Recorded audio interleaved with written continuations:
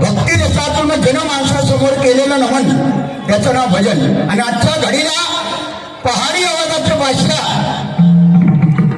जर कोणाला संबोधले जातं तर ते माझे परममित्र संदीप बुवा लोके. एकदा जोरदार टाळ्या वाजवा त्यांच्या. बघा, चांगल्याला चांगलं म्हणण्याची वृत्ती माझ्यामध्ये आहे. पहाडी आवाज आहे त्यांचा, पण केव्हा केव्हा थूक लावतात, चालायचं. कारण ह्या बाजारात सध्या या कलियुगामध्ये चांगल्याचं मोल कमी आहे.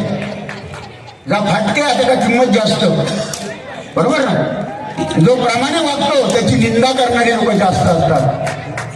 ज्या झाडावर आंबे लागलेले असतात भरपूर, ज्या झाडाला फळं असतात त्याच्यावर दगड मारतात, आणि ज्या झाडाला फळं नसतात त्याच्यावर कधी कोणी दगड मारत नाही. म्हणून तुम्हाला मनपूर्वक धन्यवाद देतो. शुभेच्छा दिवाळीच्या.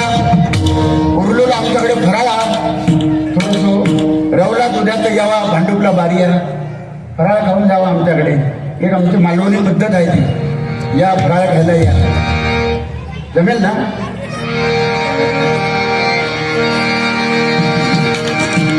भजन मनोरंजन 100% होणार, त्याचे वादच नाही.